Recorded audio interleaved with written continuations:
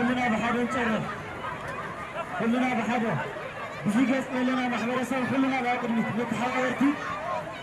نتحاورتي لهم أبرك لنا ببرك نار تجري اسم الله سمبر نار تجري اسم الله سمبر نار تجري اسم الرئيس مريت يلن نار تجري اسم الرئيس مريت يلن كما زالتنا هاي تملسي جزات مرتنا هاي تملسة أو تجري زكبر مرات أيلن زكبر مرات أيلن منجستي توبا أجدلو نروك يتونا حمزة محمر سو على مفلتنا محمر سو على مفلتنا نحن تجارونا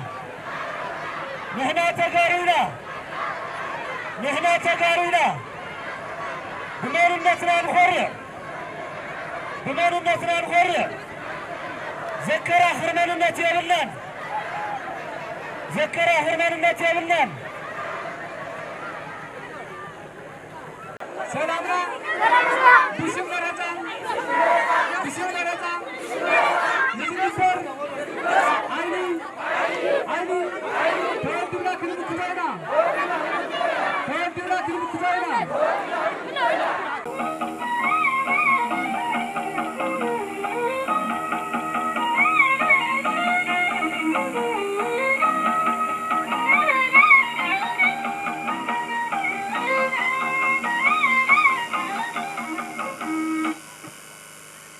عرفتي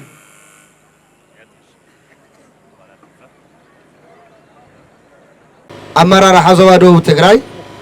زخبركم أمرار حاكة مالاماتان ريال لاماتان زخبركم أمرار حاجنا سراويتنان أولاتن زخبركم نايز علت تساتفتي سلامي سلفي حزبي كتمال لاماتان ريال لاماتان مجلسي قوام حزب المحضرن كتمال لاماتان ريال لاماتان حزبي تجري عبيتي ناي تاريخ سلطانة زوننا زمانات من النتو تاريخون بحلون خبرون حليو زنبر قروع حزب إيو حزب تجري عم إثيوبيا زنبر درباوي وصعوي كعب مسارته نقلو حق من قصة سرعات المهنات مسمى حزسون وصعات إثيوبياويان بروخان كبيدنا حوتن نواتن مسوعات زخافة الحزب إيو بزيادة مرر قالسي كل مدى مسوعتي كعب إثيوبيا حق من قصة سرعات تغلو إثيوبيا نسلاسة عامتات نايل معات ديمقراطي معلالة ترى إلا زنبرت حجر إياه سجعتني حاجة دما ناو سلطان مسا حزب تجري كم كندي طلعي بمقطار جنوسايد كينات عكايدو إيو زي كي خاخله بعلت 16 خلتشن 10 منطقة قطع تراجئز زوات أنا مرت أبورد إثيوبيا سند بيت مغرب فيدريشن إثيوبيا وسانو بزمل سب بمعراب تجري زوادو تجري فولي بوتا ستيت حمرا والقايت دو تجري دما كورم علاماتا راي علاماتا كتم علاماتا كالوت أوزا قبي بوتا تاتكبل دوداب صحفو ኣሎ ቤት ምክሪ ፌደሬሽን ይኹን መረፃ ቦርድ ዝወሰኖ ውሳነ መሰረታዊ ናይ ሕገ መንግስቲ ጥሕሰት ዘለዎ ብኣውርኦ ከዓ ንውዕሊ ፕሪቶርያ ዘፍርስ እዩ እዚ ሕገ መንግስታዊ ንውዕሊ ፕሪቶርያ ዘፍርስ ስለ ዝኾነ ኣጥቢዕና ኢና ተቃውምናዮ ንፌደራል መንግስቲ ከስተኻኽሎም ዝግብኦም ስጉምቲ ክወስድ ንፅዋዕ ኣብዚ ዝወፀ ሰነድ ኣብዚ ዝወፀ ሰልፊ ዘለው መሰረታዊ ናይ ሕገ መንግስቲ ጥሕሰት እዮም ተፈጥራዊ ሕገ መንግስታዊ ናይ ትግራይ ላዕላውነት ግዛኣት መሬት ዝፍለጥ ኣብ ደቡብ ትግራይ ከተማ ኣላማጣ ኮረም ኦፍላ ዛታ ኣብ ምዕራብ ትግራይ ድማ ኣጠቃላሊ ሑመራን ወልቃይትን ጸለምትን ኣወዛጋቢ ቦታታት ብዝብል መሰረታዊ ሕገ መንግስታዊ ጥሕሰት እዩ ንሱ ጥራሕ ዘይኣኸለ ናይ ህዝቢ ላዕላውነት ዝጠሓሰ ናብ ኩናት ዘእቲ ዘምርሕን ትንኮሳ ስለ ዝኾነ ብቁልጡፍ ክእረም ንፅውዕ ክልተ መረፃ ቦርድ ይኹን ቤት ምክሪ ፌደሬሽን ብዛዕባ ኣብቲ ዝተጠቐሰ ከባቢታት ዝነብሩ ህዝብታት መንነቱ ይኹን ግዛእታዊ ሓድነቱ ዝውስን ባዕሉ ደኣ እምበር መረፃ ቦርድ ኢትዮጵያ ይኹን ፌደሬሽን ምክር ቤት ክውስነሉ ስልጣን የብሉን ካብ ዝተዋሃቦ ስልጣን ወፃኢ ዝወሃቦ ውሳነ የለ ዝፀሓፎ ደብዳቤ ፍጹም ተቐባልነት የብሉ እዚ ከምዚ ዓይነት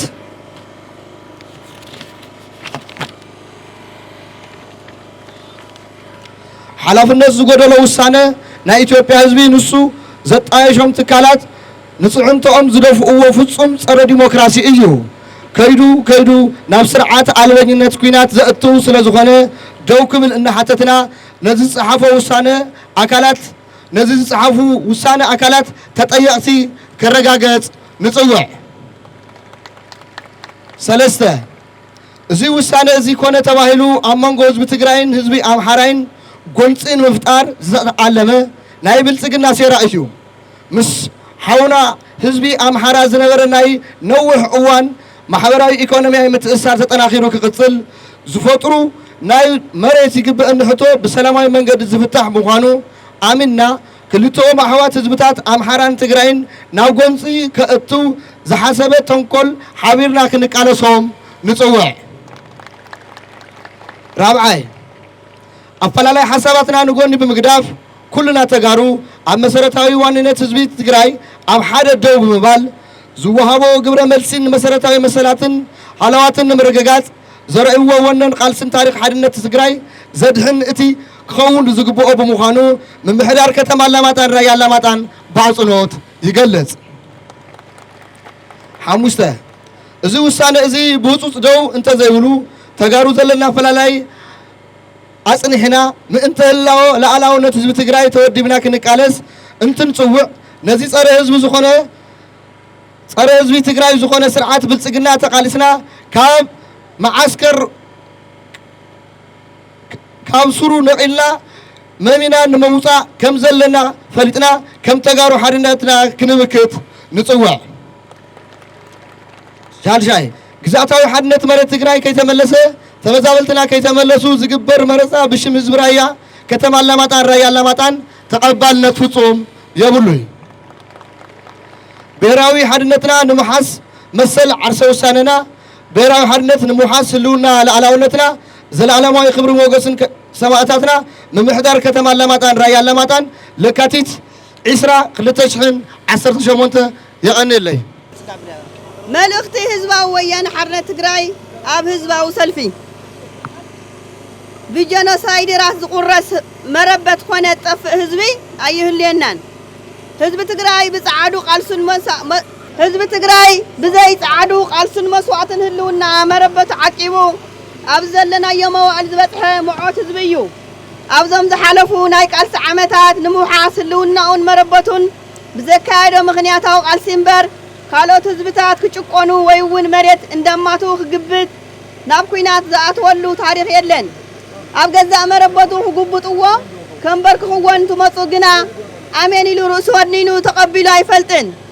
እዚ ምስ ባዕዳውያን ወረርትን ናይ ውሽጢ ጨቆንትን ገዛእትን ተቃሊሱ ዘቃለሰ ህዝቢ ንምንብርካኽ መረበቱ ንምጉባጥ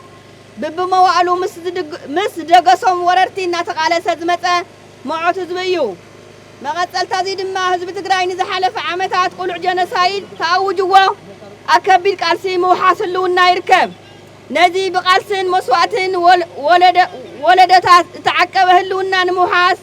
لعلاونت نمخبار عالم زسدمم قيان جግንነት نفصم እዩ ሳላ ሓጢናዊ ሓድነት መስዋዕትን ውን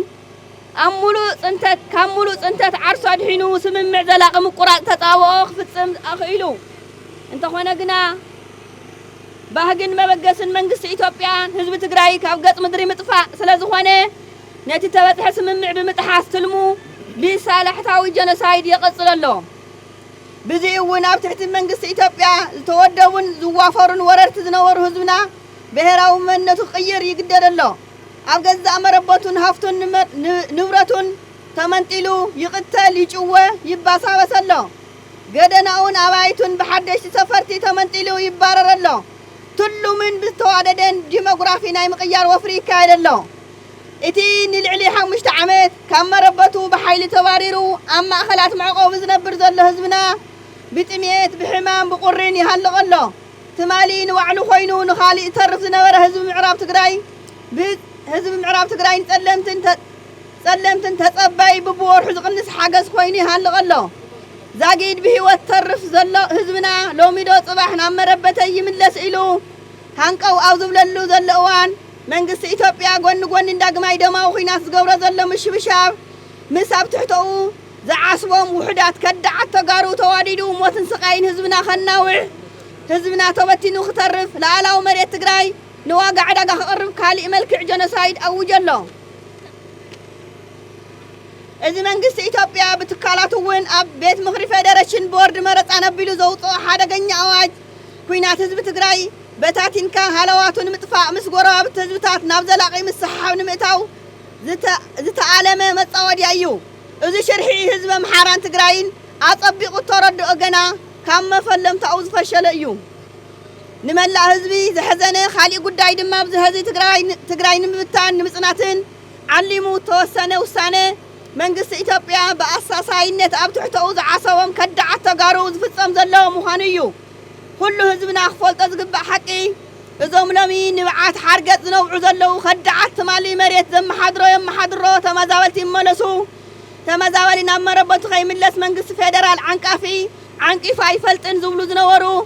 ኣቀረበ እዋን ኣብ ጸለምቲ ምስ ዓፋር ኣብ ዘዋስኑ ከባብታት ምስ ሰራዊት ኢትዮጵያ ወጊኑ ኣንጻር ምኽባር ልኣናውነት ትግራይ ተታኾሰ ትግራዋይ መስዋዕት ክኸፍል ዝገበሩ እዮም ሕዚ እውን ናይ ውሳነ መንግስቲ ኢትዮጵያ ስዒቡ ኣብ ህዝቢ ትግራይ ተፈጠረ ቁጣዕ ንምዝሓል ነቲ ፖለቲካዊ ውሳነ ናብ ቤት ፍርዲ ብምውሳድ ብኦቢልካ መሬት ትግራይ ንምህጋር ዝዓለመ ልኡኽቶ ሒዞም ይሰርሑ ኣለዉ ህዝቢ ትግራይ ዋጋ ኹናት ሰላምን ኣንዳዕሪዑ ስለ ዝፈልጥ እዩ እዚ ኩሉ ተዋደደ ሽርሕን በደልን እናተፈጸሞ ብትዕግስቲ ንሰላማዊ ፍታሕ ዝምሕፀን ዘሎ እዚ ማለት ግና ከም ህዝቢ እናጸነተ መረበቱ እናተቆራመትዎ ክፈቅድ እዩ ማለት ኣይኮነን ህዝቢ ትግራይ ንባዕሉ ጥራሕ ዘይኮነ ንህዝብታት እዚ ሃገር ብብሄራዊ መንነቶም ተዋዲዶም ክቃለሱ ዓርሶም ብዓርሶም ክመሓደሩ መስዋዕቲ ዝኸፍል ህዝቢ እዩ ምዃኑ ናይ ቀረባ ታሪክ ዝምስክሮ እዩ ስለዝኾነ ኩሉ ፈታውን ጸላእን ክፈልጦ ዝግባእ ሓቂ እንተሃለወ ዝቁረስ መሬት ትግራይ ይኹን ጠፍእ ህዝቢ ከም ዘይህሉ እዩ ብመሰረቱ ብመስዋዕቲ ወለዶታት ተዓቂቡ ዝመፀ ክብርን ጅግንነትን ህዝቢ ትግራይ ኣብ ዝመዋእሉ በፂሑ ዘሕፍር ታሪክ ክስራሕ ዘበት እዩ ዝኸበርካ ህዝቢ ትግራይ ኣብ ልዕለኻ ንዓመታት ዘለቐ መልክዑ ዝቐየረ ጀኖሳይድ ይፍጸመልካ ኣሎ ብሳላ ዕቑር ናይ ቃልሲ ተመኩረኻ ሓድነትካ ድማ ዘይከም ድልየቶም ትልምን ጸላእትኻ ሃለዋት ከዓቂብካ ኣለኻ እንተኾነ ግና ሕዚ እውነይ ሓደጋ ህልውና ኣብ ርእስኻ ይተቐንጠጠን ጥራሕ ኣይኮነስ ትዕግስትኻ ክትፅንቅቕ ዛጊድ ስልትታት እናቐያየሩ ኣንጻር ህልውናኻ ዝግበር ወፍሪ ይቕጽል ኣሎ ነቲ ብመስዋዕቲ ወለደታት ተኸቢራ ተዓቂባን ጸንሐት መረበትካ ንምቁርራስ ሓድሽ ዝመስል ጸንሐ ኣጀንዳ ሒዞም መጺኦም ኣለዉ እዚ ህዝቢ ትግራይ ብዘይ መረበት ኣትሪፍካ ንምብትታን ዝዓለመ ኣዋጅ ጀኖሳይድ ሕዚ እውን ብጽንዓት ከም ትቃለስ ውድብካ ሕወሒት ንጸት እውን እንተኾነ ኣይጠራጠርን እታ ኣብ ውፃእ ውረድ ቃልስኻ ዝሓለፈ ፍርቂ ክፍለ ዘመን ተቃለሰት ባዕፅምቲ ደቅኻ ተሃነፀት ውድብካ ሕወሒት ሕዚ እውነይ ቃልሲ ዋት ደቅኻ ዓቂባ ንምውሓስ ህልውናኻን ላዕላውነትካን ከምኡ እውን ንምርጋፅ መሰል ዓርሰ ውሳነኻ ኣብ ትገብሮ ቃልሲ መሪሕ ኣጃማ ከም ትዋጣእ ክነረጋግፀልካ ንፈቱ ብሔራዊ መንነትካ ንኽትቅይር ዝፈርደልካ ዘሎ ኣብ ትሕቲ ወረርቲ ትነብር ዘለኻ ኣብ ማእኸሎት መዕቆብን ብሕማም ጥሜት ትቕንዘፍ ዘለኻ ህዝብና ስቃይካ ክሓፅር ካብ ዝኾነ ይኹን እዋን ንላዕሊ ከም ንቃለስ ክነረጋግፀልካ እንደሊ ኣብ መላእ ዓለም ትርከቡ ልሂቃን ትግራዋይ ኣብዚ ሕዚ እዋን ኣብ ህዝብና ፀላሊ ዘሎ ሓደጋ ንምምዳህ ኣብ ዝግበር ቃልሲ ሓድነት ህዝብኹም ካብ ዝእክብ ኣጀንዳ ደሪኩም እጃምኩም ክትዋፅኡ ንፅውዕ ዝኸበርካ መንእሰይ ትግራይ ብቃልሲ ወለድኹም ኣብ ተተኸለ ሰላምን ዲሞክራስን ተረባሕቲ ኮይንኩም ኣብ ትምህርቲ ተፈላለየ ሞያታት ተዋፊርኩም ዓርስኹም ለዊጥኩም ዓድኹም ምልዋጥ ኣብ ጀመርኩም ልእዋን ኣብ ልዕሊ ህዝብኹም ተኣወጀ ዞነሳይ ስዒውን ኣነ እናሃለኹ ህዝበይ ኣይፀንትን ኢልኩም ንዓለም ዘስደመመ ፅንዓትን ጅግንነትን መኪትኩም ሃለዋት ህዝብኹም ቀጢልኩም ኢኹም ብዚ እውን ኣብ ታሪክ ቃልሲ ህዝቢ ትግራይ ብኩርዓት ዝዋሳእ ናይ ባዕልኹም ታሪክ ጅግንነት ፈፂምኩም ኢኹም እንተኾነ ግና ሕዚ እውን ኣንጻር ህልውናና ህዝብኹም ዘንጻለለዎ ሓደጋ ኣይተቐንጠጠን መንግስቲ ኢትዮጵያ ንሰላማዊ ፍታሕ ነፂጉ ህዝብና ዳግም ክጭፍጭፍ ሙሉእ ወታደራዊ ዓቕሙ ናብ ትግራይ የኽተሎ ላዕላውነት ትግራይ ከመንህ ሓደሽቲ ስልትታት ሓንጢጡ ብዘለዎ ዓቕሚ ይቀሳቐስ ኣሎ እዚ መንግስቲ ኢትዮጵያ ኣንጻር ህዝብኹም መረበትኩም ዝግበር ዘሎ ምሽብሻብ ብንቕሓት ኣለሊኹም ኣብ ብሔራዊ ረብሓን ህልውናን ህዝቢ ትግራይ ብሓድነት ረቢብኩም ታሪኻዊ ሓላፍነትኩም ብብቕዓት ክትፍፅሙ ውድብኩም ሕወሓት ይፅውዕ ዝኸበርካ ኣብ መላእ ዓለም ትርከብ ዲያስፖራ ተጋሩ ኣብ መላእ ዓለም ዘለኹም ተጋሩ ዲያስፖራ ኣብ መድረኽ ቃልሲ ህዝቢ ትግራይ ታሪኻዊ ሓላፍነትኩም እናፈፀምኩም መፂኹም ኢኹም ኣብዞም ዝሓለፉ ዓመታት መኸተ ህልውናና እውን ለይትን ቀትርን ቁርን ፀሓይን እናተፈራረቐኩም ኣምባሳደራት ህዝብታት ኮይንኩም ታሪክ ዝመዝገበ ወገናዊ ሓላፍነት ተዋፂኹም ኢኹም ሕዚ እውን እቲ ንፀላኢ ዘርዒድ ሓድነትኩም ንምዝራግ ዝግበር ዘሎ ሽርሕታት ብትኩረት ተገንዚብኩም ኣብዛ ዳግም ዘንፃላሉ ዘሎ ካሊእ ዙር ደማዊ ኩናት ከም ወትሪ ኣምባሳደራት ትግራይ ኮይንኩም ታሪኻዊ ሓላፍነትኩም ከም ትዋፅኡ ውድብኩም ህዝባዊ ወያነ ሓርነት ትግራይ ዘለዎ ምትእምማን ዝለዓለ ምዃኑ ከረጋግፀልኩም ይፈቱ ዝኸበርኩም ብሔራዊ ፖለቲካዊ ውድባት ትግራይ ቅድሚ ኩሉን ልዕሊ ኩሉን ህልውናና ህዝቢ ትግራይ ላዕላዊ ሓድነት ትግራይ ክቐድም ይግባእ ብምዃኑ እውን ፖለቲካዊ ኣፈላላይ ከም ዘሎ ኮይኑ ኣብ ጎኒ ህዝቢ ትግራይ ተሰሊፍኩም ህልውና ህዝብና ንምውሓስ ላዕላዊ ንምርጋፅ ኣብ ዝግበር ቃልሲ እጃምኩም ክተወፍዩን ይግባእ ህዝባዊ ወያነ ሓርነት ትግራይ ምስ ኩሎም ብሔራዊ ረብሓ ህልውና ህዝቢ ትግራይ ተሰለፉ ፖለቲካዊ ውድባት ተደጋጊፉ ክሰርሕ ዘለዎ ቁርብነት ሕዚ እውን ደጊሙ ከረጋግፀልኩም ይፈቱ ዝኸበርኩም ህዝብታት ኢትዮጵያ ብፍላይ ድማ ህዝቢ ኣምሓራ ንዝሓለፈ ዓመታት ህዝቢ ትግራይ ነፂልካ ንምውቃዕ ሰፊሕ ናይ ፅልኢ ፕሮፓጋንዳ ተሰሪሕሉ እዩ ንመሰልን ረብሓን ህዝብታት ስለተቃለሰ ብመንግስቲ ኢትዮጵያ ከም ሕማቕ መርኣያ ተወሲዱ ክጭፍጨፍ ተገይሩ እዩ ሕዚ እውን ምስ ካልኦት ህዝብታት ብፍላይ ድማ ምስ ህዝቢ ኣምሓራ ንምግጫው ዝዓለመ ውሳነ ዘመሓላልፎ ብትካላት ኣቢሉ ገሊጹ ኣሎ ህዝቢ ኣምሓራ ከምቲ ጀሚርካዮ ዘለኻ ኣፈላላይ እንተሃልዩ እውነይ ብሰላማዊ ዝርብ ዝፍትሕ እምበር ብውሳነ ሽርሓውያን ናብ ካሊእ ጎንፂ ከም ዘይነኣቱ ትገብሮ ዘለኻ ቃልሲ እናመስገና ንቐፃል እውን ቃልስኻ ኣጠናኺርካ ብምቕፃል ማይ ተዕኹቶም ከም ትኽእል ብምትእማን እዩ ዝኸበርካ መላእ ማሕበረሰብ ዓለም መንግስቲ ኢትዮጵያ ንስምዕ ፕሪቶርያ ብምጥሓስ ካሊእ ዙር ደማዊ ኩናት ብምኽፋት መላእ ወታደራዊ ዓቕሙ ናብ ትግራይ ብምኽታት ከም ዝርከብ ሕዚ ሓደገኛ ሰዓብዮን ዝህልዎ ካሊእ ዙር ድማ ደማዊ ኩናት ጠጠው ንምባል ዘኽእል ዕድል ስለ ዝኾነ ተደጋጋሚ እናገለፅና መፂና ኢና ስለዚ ደላይ ሰላም ማሕበረሰብ ዓለም ብኣውንታ እጃምካ ንኽተዋፃእ ሕዚ እውነይ ደጊምና እናፀዋዕና ብወገን ህዝባዊ ወያነ ሓርነት ትግራይ ብሰላማዊ ፍታሕ ንምምፃእ ኣብ ትገብርዎ ፃዕሪ ካብ ህዝቢ ካብ ዓብዪ ፃዕሪ ዝግበር ከም ዝፍፀም ክነረጋግፀልኩም ይደሊ ጭርሐነኒ መኸተ ንብሔራዊ ህልውናና መኸተ ንብሔራዊ ህልውናና ብሔራዊ ሓድነትና ንላዕላውነትና ብሔራዊ ሓድነትና ላዕላውነትና ዘለዓለማዊ ክብሪ ሞገስን ንስዋእትና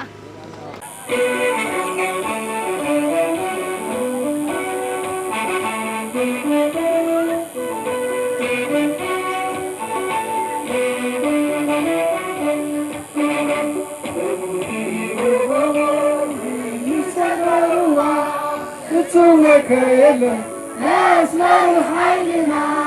هزبي حيلنا وكل ساعة نسمعوا جبتم وكل أسمر حيلنا هزبي حيلنا وكل ساعة عنوت حيلنا وبنا غيبين ما يتكون نفسي أجل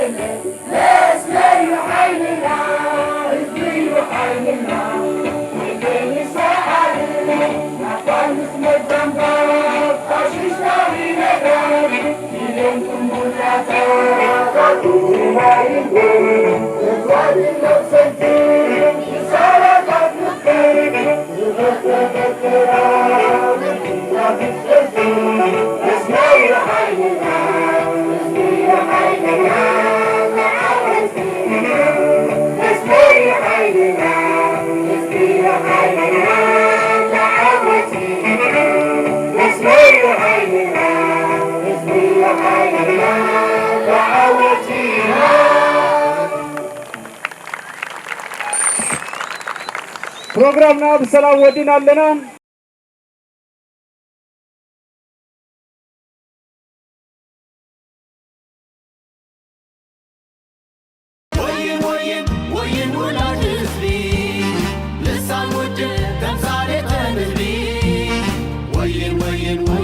Let's